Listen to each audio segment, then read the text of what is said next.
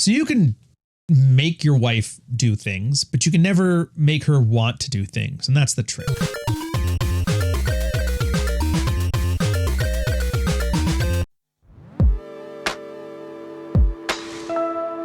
Mids watch, Ryan, welcome. This one is meta. I like the meta, the meta conversations. This one's about dread, where guys like how much red pill is too much. The reason I enjoy these things is because for a lot of you guys, you only see it now that it's like 7, 8, 9, 10 years after the fact. And things for the most part are being crystallized. But there's still a lot of times where in the past, we were still working out the kinks. Like a lot of guys were doing things. We didn't have like a solid system, and dread was this for like the longest time. And so this is one of those ones. So this guy's been lurking for a long time using a new account because he wants it just for the red pill, keeping it separate from his main stuff, which solid advice. If you're ever going to be like red pill online, make it a different account than your work account or your personal account and stuff like that, because you just don't need that aggravation in your life. He's 39. His wife's 34. Married 10 years, 2 kids. He just found out about the red pill and he's like, I've been more closer to what you guys would define as alpha than beta in most of my marriage. In other words, sexually desirable has been like his predominant trait. His wife's a stay-at-home mom, started a part-time job. She's awesome mother to the kids, defers to him as a good first officer. Marriage is good overall. I'm hotter than she is, and we used to be equal before we got married, but after kids, she let herself go. I've stayed in shape. I run triathlons. I don't know why I said triathletes. And he's just recently started lifting. So he learned about the red pill from a close friend. It was a game changer for that guy. And most of the things that I'm reading about seem obvious to me, which generally speaking, they should be. The more attractive you are, the more obvious this stuff should sound. Most of the things he's reading seems obvious. I have been practicing most of them without giving them a label. I use some dread on my wife, but don't have to use much since she usually gets in line without a lot of resistance. Our sex life is good. She's always DTF whenever I want. She doesn't say no. I'm really accommodating if she's tired and sick, but she complies if I ever insist. The problem is lack of blowjobs. She hates giving them, says they make her gag. When we were dating, she used to make an effort, but once we got married, she stopped completely. On the few occasions that I have insisted on them, all I got was a hand job with a mere pretense. She gives a hard no about anal, and I've made my peace with that, but I'm very disappointed she won't blow me. When I need advice on whether I should use increased dread to make her give me them, or I should accept it's not going to happen given that our life is so good otherwise, I thought that going through life without ever getting my dick sucked is depressing. Am I justified if I try to get them outside my marriage if she doesn't start? So these parts here, Jack has his own piece on here, which I think is a good part to understand about dread, is that it's not a catch-all tool. It's enough to get started, but at some point you're going to have to add your own value to it, and that just creating anxiety isn't enough. And he goes, yeah, dread's the only good answer, but unfortunately you phrased things insufficiently red pill, so let me try. In my screed about dread, which I'd link to, but fuck it, I compare it to marketing campaigns and the idea of anxiety being at the tail end of desire. Good passive dread looks like a good marketing campaign. Shows you an attractive product, implies that dread works as a marketing campaign, that only a select elite kind of person can own it, and maybe this product won't be around forever. These ideas generate anxiety, which then compels the marketer's audience to go out and buy some shit. The best company at this time is Apple, which is like 1,000 people lining up at every store just to get the new iPhone Mini Air 6S and the Siri 128 gig handjob accessory.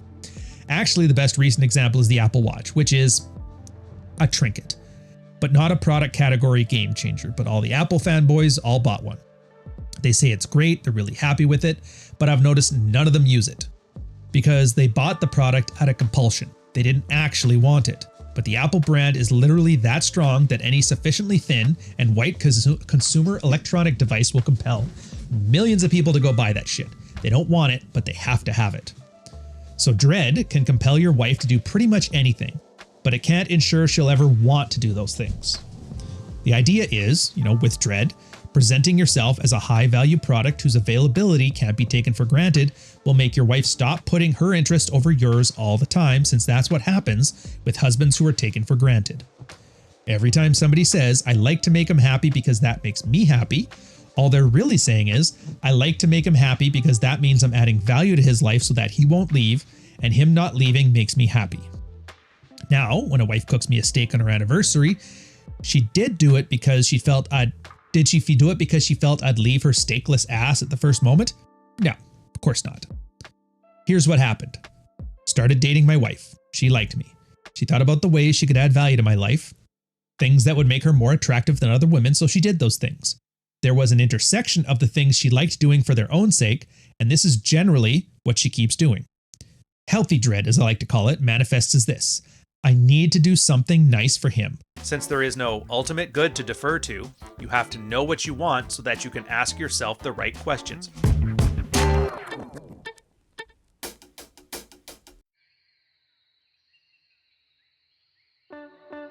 I want to cook him a steak because I like cooking.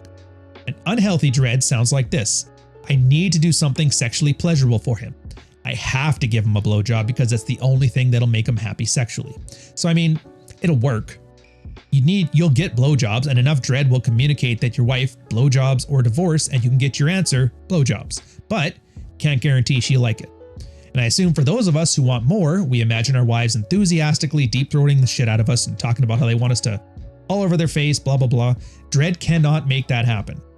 It'll just get you a resentful blowjob as your wife limply sucks your member and wonders whether she could hate you for reducing your marriage's survival to this, or whether she should hate herself for somehow finding that acceptable. Now, if you're into equal parts contempt and self-loathing, maybe you're okay with this. Tim Cook is into the selling of overpriced and underpowered electronics to people who don't realize that they don't need them, and Apple will continue to do so as long as it's true, but that won't be true forever. At some point, the products actually need to be good. Be something that people want to buy, be a real industry game changer. Steve Jobs thought, nobody wants X, so I shouldn't make X. Tim Cook thinks, nobody will buy X, so I shouldn't make X, but he is totally fine making shit people will buy but don't want, which is why Steve Jobs is an industry legend and why half of you had to Google Tim Cook's name earlier to even know who I was talking about. Now, this is where it gets into a gray area. A lot of commenters are going to think that, Op's wife is full of shit because they've had wives that claim they hated them, but now enthusiastically give them all the time. But here's what happens. I need to do something nice for him. I want to cook him a steak because I like cooking. Remember that line? Those wives liked blowjobs, but they didn't feel like they needed to give them or do anything in particular to add value to their beta bucks bitch of a husband's life. One-sided sexual acts generally fall under, they make me feel good when I do them to a good man.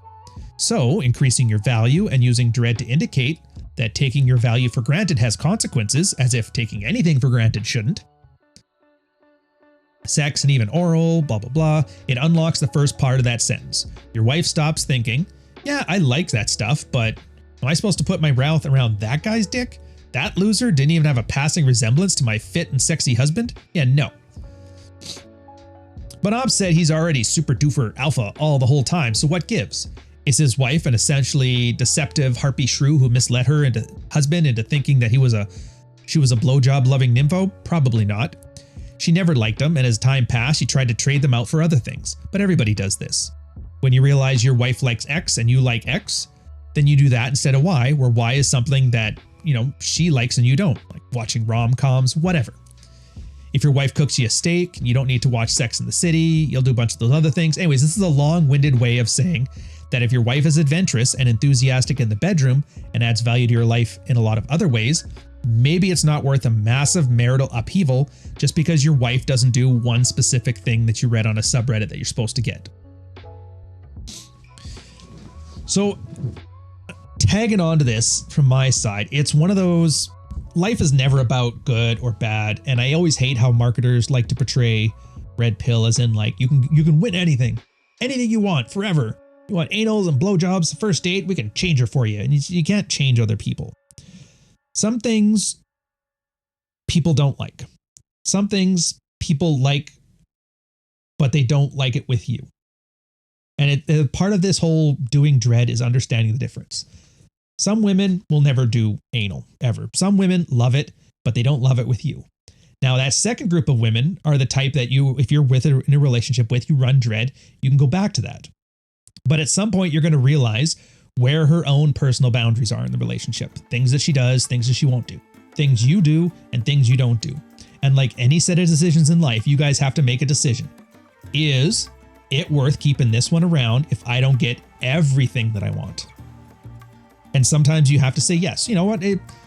I can give up on Blowies for the rest of my life, but she's a great mother, great kids. We do everything else. She stays in shape, like all this kind of stuff. Or sometimes a guy's like, you know what? It's just not worth nuking the marriage. And then there's another side, which is a little bit, it hasn't really been explained in here, but this is one of those ones. I love it. It came from The Last Psychiatrist and it refers to Rollo Tomasi's article, Saving the Best.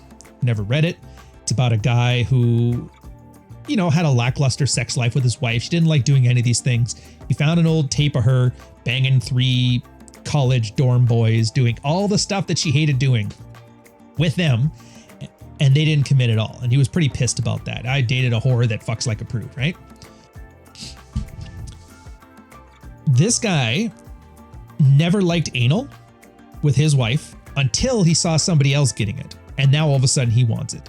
So when you're doing these decisions of what it is that you want out of a marriage and what it is you don't want, you have to be careful that you just don't want it for the principle of the thing. And this is where that Apple marketing watch comes in. Like, did you really want this from your wife, or did you just want it because she used to do it in college? Or did you just want it because some guy online is telling you about getting it from his wife? What is it you actually want if nobody else got to tell you what you wanted? And this is, it's a meta lesson, but it's a good lesson. Your boundaries, your wants, your desires, they have to be yours. They can't be influenced by other people. Because if they're influenced by other people, you're not just getting out of your wife's frame and building yourself your own frame, you know, your own vision for the future. All you're doing is you're trading validation from your wife into validation from some asshole online who's telling you what you're supposed to want out of life. And that's not the way the red pill works. You're supposed to build up your own values that represent what is you want from your life from experience. And if you can't get there, then there's really no helping you, because all you're doing is looking for another dad figure. And talk to any guy who was like, Jordan Peterson is like the dad I never had. And then once they found out he was on diazepam or meth pills or whatever it was that he was, they're like, oh, turns out my dad was a bit of a drug user. And then they got disenfranchised. And then they're like, oh, Trump is the dad I never had. And then he did his Trump stuff. And everybody's like, all right, Andrew Tate's the dad I never had. It's like, guys, stop looking for dad. Be your own. You don't need a role model. What you need is direction.